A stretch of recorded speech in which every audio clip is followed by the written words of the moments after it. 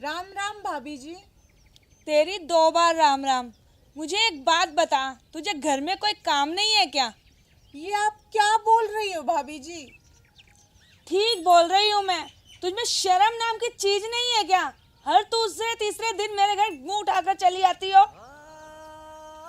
भाभी जी, आपसे और भैया से मिलने का दिल कर रहा था, इसीलिए आप दोनों से मिलने के लिए यहाँ चली आई।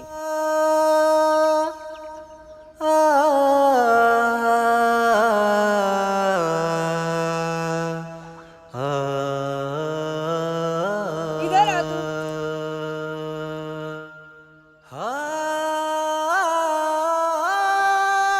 अब मेरी बात कान खोल कर सुन तू। हमसे मिलने का तो बहाना है तेरा। पैसे मांगने आई होगी अपने भाई से, मंगती कहीं की। भाभी जी, मैं मंगती नहीं हूँ, मैं हालात की मारी हूँ। अगर आज गुड्डी के पापा जिंदा होते ना, तो मुझे ये बातें कभी भी नहीं सुननी पड़ती।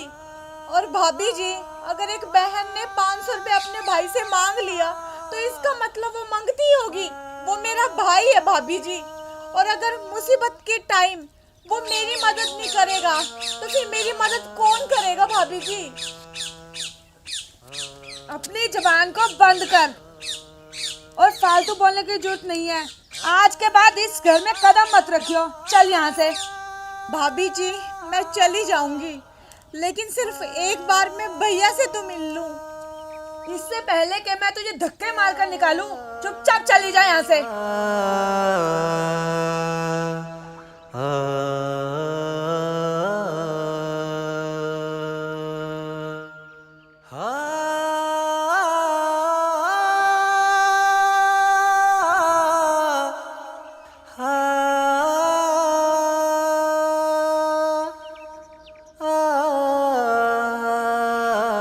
अरे बहन कमला, तू कब आई और तू कहाँ जा रही थी? बस भैया, आपको देख लिया ना, इतना ही काफी है। अब मैं वापस अपने घर जा रही हूँ भैया। अरे अरे कमला, तू रो क्यों रही है? तेरी भाभी ने कुछ कहा क्या तुझे? नहीं भैया, भाभी ने कुछ नहीं कहा। आप ये सब बातें छोड़िए। अच्छा ये बताइए कि आप ठीक तो है ना, और आपका काम धंधा कैसे चल रहा है? हाँ, मैं बिल्कुल ठीक हूँ और मेरा काम बिल्कुल मस्त चल रहा है। हो गया भरत मिलाप। चल अब निकल यहाँ से।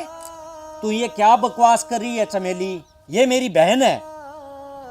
और मैं तेरी पत्नी हूँ। अब चुपचाप चल अंदर।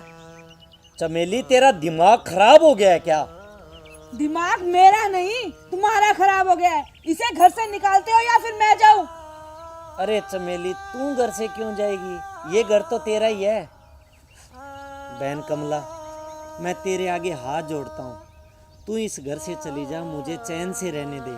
और सुन, कभी वापस इस घर में नहीं आना। और ये सोच लेना कि तेरा ये भाई मर गया। नहीं भैया, आप ऐसा मत बोलिए, मैं खुद ही इस घर से जा रही हूँ।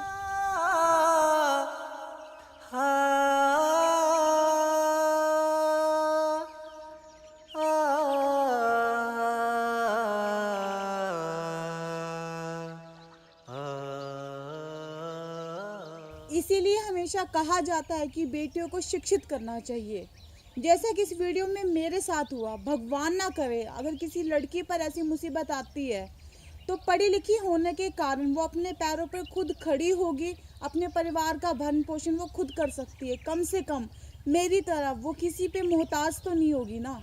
और साथ ही साथ एक बात और, कि बेटी बचाओ बेटी पढ़ाओ।